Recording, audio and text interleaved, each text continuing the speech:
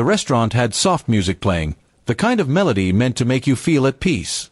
Our anniversary dinner was supposed to be a celebration of 5 years together. I had picked the place carefully, her favorite one overlooking the river, where fairy lights sparkled like stars on the glass. I wanted that night to remind us of everything we had built together. But as soon as she walked in, I sensed something was different. Her smile was tight, her eyes restless. And then I noticed the man sitting 2 tables away, a colleague of hers from work, the one she often mentioned in passing. We ordered dinner, and I tried to brush off the uneasy feeling. I told myself I was overthinking, that maybe coincidence had just played its part. But the tension was there, quiet and heavy. Halfway through the meal, she reached into her purse and pulled out a small brown envelope. "I didn't know when else to give you this," she said, her voice steady but distant. Inside were papers, not what I had expected at all. They weren't bills or letters, they were separation documents. My chest went hollow. "You're serious?"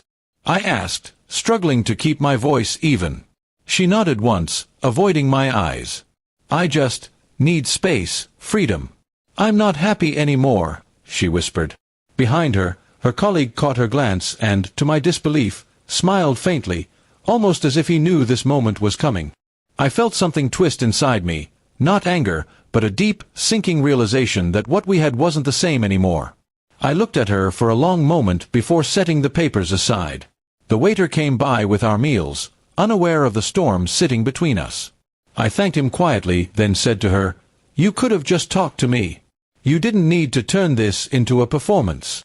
Her face softened slightly. "It's not that," she said. "I just thought you'd handle it better here. In public." That hurt more than the papers. I realized she didn't trust me enough to share her truth honestly, so she'd chosen a safe stage for it, one with witnesses and lights. I didn't raise my voice. Instead, I picked up my glass and said, "You know, 5 years ago I brought you here to ask if you wanted to build a life with me. I never imagined we'd end it in the same place." Her eyes flickered with guilt, but she stayed silent. The man at the other table kept glancing over, pretending to check his phone, but his smirk told me everything. I could have walked out. I could have said things I would regret. But instead, I decided to let that moment define me differently.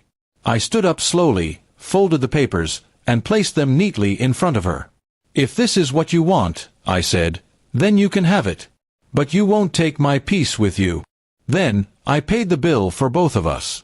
She looked startled. "You don't have to," she began, but I interrupted softly. "I promised I'd take care of you, even when it hurt. I'll keep that promise tonight, and then I'll let it end here."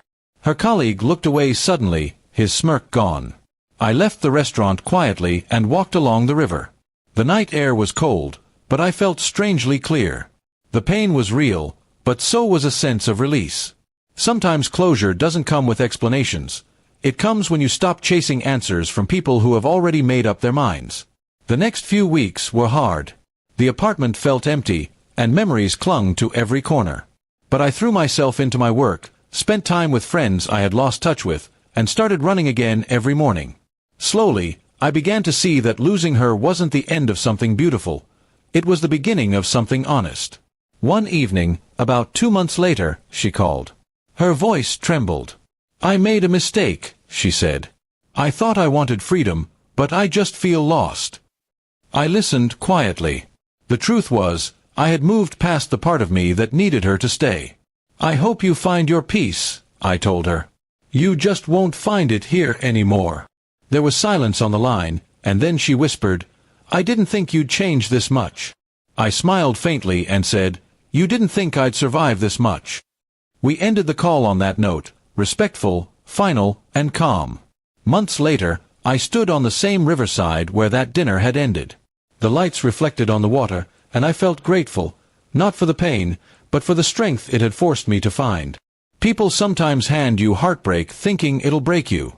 But if you choose peace over pride, it becomes something else entirely, a turning point. That night, as the wind brushed against my face, I realized I had learned the most important lesson of all.